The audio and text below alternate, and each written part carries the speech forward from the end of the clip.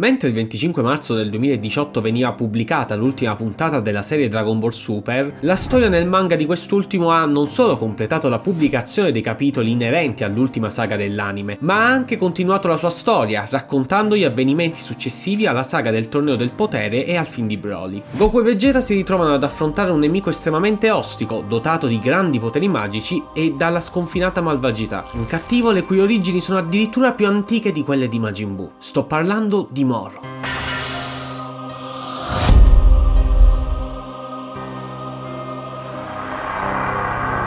Ora, non voglio tanto soffermarmi sullo svolgimento della sua saga e su alcune sue similitudini con ex cattivi delle precedenti serie di Dragon Ball, almeno non in questo video, ma mi sono domandato cosa avrebbe potuto fare questo personaggio se fosse stato reclutato per il Torneo del Potere e perché non è stato chiamato per un evento di tale importanza. Beh, posso azzardare alcune risposte su queste due domande. Innanzitutto andavano reclutati 10 combattenti nel giro di 40 ore e in un lasso di tempo così piccolo è difficile valutare ogni guerriero di ogni singolo pianeta, specie se l'universo di questi pianeti è gestito da divinità incompetenti che non hanno saputo adempiere ai propri doveri. Questo è un altro fattore che ha contribuito nell'ignorare guerrieri del calibro di Moro, Broly e altri mostrati durante la saga del primo. Nel caso dell'universo 7, infatti, Kaioshin ignora quasi tutti i pianeti e le razze che abitano l'universo, cosa che ci veniva mostrata già nella saga di Majin Buu se ci pensate. Il dio infatti non era a conoscenza dei Super Saiyan o di mostri del calibro di Cell. Beerus invece è sempre stato un dio pigro e viziato,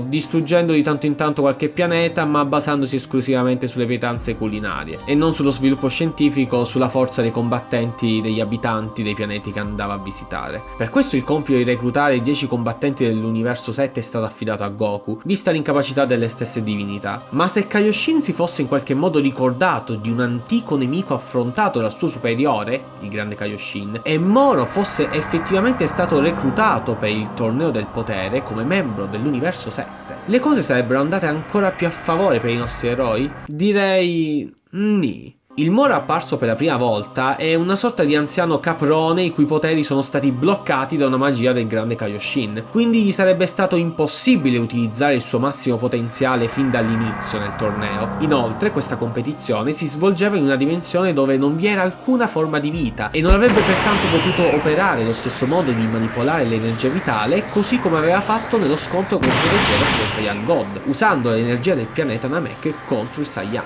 Rimane pur sempre un guerriero più forte di un Super Saiyan e dalla spiccata scaltrezza. Possibilmente si sarebbe messo in disparte e avrebbe assorbito pian piano l'energia dei vari combattenti presenti sull'arena, accrescendo in questo modo il suo potere e la sua forza e indebolendo quella dei nemici contemporaneamente. Pensate che forse avrebbe potuto sconfiggere il potentissimo Jiren con questa abilità, o almeno avrebbe facilitato il combattimento contro quest'ultimo a Goku e Vegeta. Indebolendolo infatti, credo che i due Saiyan sarebbero addirittura stati in grado di sconfiggerlo solo adoperando la forma blu, senza però mai vedere l'Ultra Istinto, e questa sarebbe stata una grande delusione per molti fan di Dragon Ball che hanno apprezzato questa forma divina. Si sarebbe anche potuto pensare a un suo possibile tradimento durante il torneo, visto il premio che sarebbe spettato al guerriero più forte tra gli universi, ovvero le super sfere del drago. In questo caso due sarebbero potuti essere i desideri che Moro avrebbe espresso: recuperare tutta la sua forza magica oppure cancellare